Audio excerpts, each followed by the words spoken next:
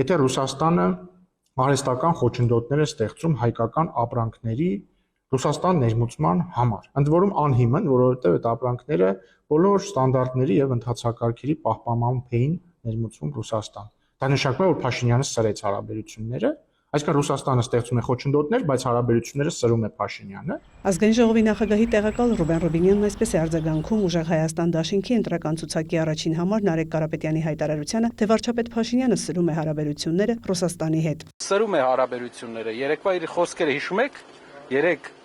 մի քանի միլիարդ մենք պահանջ ունենք, ինքը սրում է, նույն ձև ինքը Ադրբեջանի նախագահի հետ էր այն ժամանակ խոսում։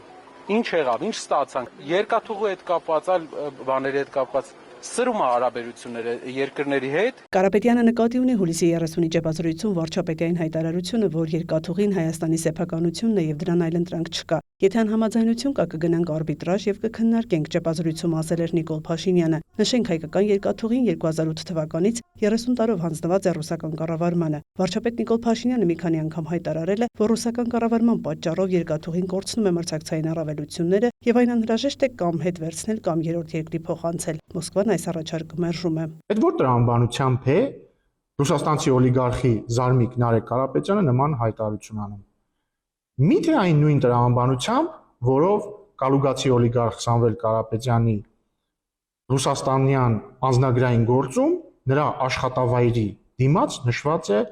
FSB տեղեկատվական կենտրոն։ Կարող է այդ նույն տրամաբանությամբ է նրա Զարմիկը նման աբսուրդային հայտարարություններ անում։ Կարապետյանն անդրադարձել է նաև հետցում հավելագրումների մասին հարցին, նշելով, որ իրենց կառավարման շրջանում այդ հարցով լրջորեն զբաղվել են։ 6 ամսվա ընթացքում 40-ից 50 անձի են աշխատանքից ազատել, 30-ի դեպքում եղել է ծառայողական քննություն։ Վերադարձվել է ավելի շատ գումար այդ հավելագրումներով պայմանավորված մեր քննության ժամանակ, քան իրենք են արել։ Այսօր հավելագրումներ, շատ հավելագրումներ կան։ Այսօր ուրեմն իր իմացությամբ հավելագրում է արվում։ Եթե իր իմացությամբ է, ուրեմն այդ հավելագրած գումարը գնում է իր տուն։ Ես էլ եմ նշել, որ կա խնդիրներ, մի քանի խնդիրներ կար։ Թեր գրանցում հավելագրում։ Ինչպես է տեղի ունեցել դա։ Մեկից թեր գրանցել են, մյուսին հավելագրել են։ Հեծը դրանից ոչ մի օգուտ չի ունեցել։ Կարապետյանի այս հայտարարություններին անդրադառնալով դրանք ուժեղ սուտ է որակել Հայաստանի էլեկտրական ցանցեր ընկերության ժամանակավոր կառավարիչ Ռոմանոս Պետրոսյանը։ Ժամանակավոր կառավարման շուրջ 1 տարվա ընթացքում հետցում աշխատանքից ազատումների ընդհանուր թիվը կազմել է ավելի քան 1150 անձ, որից տարաբնույթ խախտումների հետևանքով մեծամասամբ հավելագրումների, թերգրանցումների աշխատանքից ազատվել են շուրջ 700 աշխատակիցներ։ Պետրոսյանը նշել է, որ բացահայտված իրավախախտումների փաստերով ոչ միայն ծառայողական քննություն է նշանակվել, այլև նախաձեռնվել է մոտ 30 քրեական վարույթ, կան բազմաթիվ ձերբակալվածներ ու կալանքի որոշումներ։ Անդրադառնալով պնդմանը, թե հավելագրումներից հետը ոչ մի օգուտ չի ունեցել, ընկերության ժամանակավոր կառավարիչը հավելել է.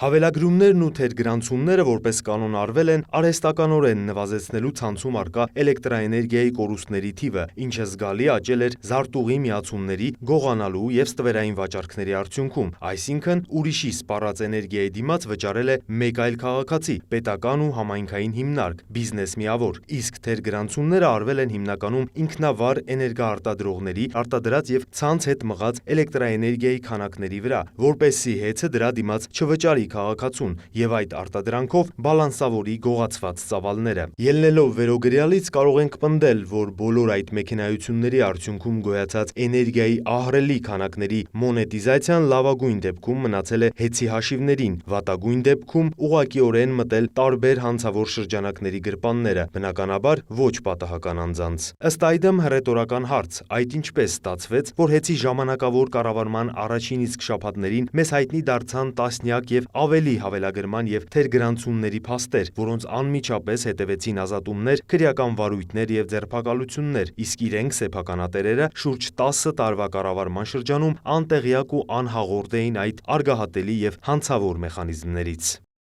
Ռոմանոս Պետրոսյանը նաև ներկայացրել է հեծի ժամանակավոր կառավարման ընթացքում բացահայտված մոտ 2 տասնյակ հավելագրման փաստեր, որոնցով քրեական վարույթներ են նախաձեռնված եւ կան կալանավորվածներ։ Մայա Խաչատրյան, լուրեր։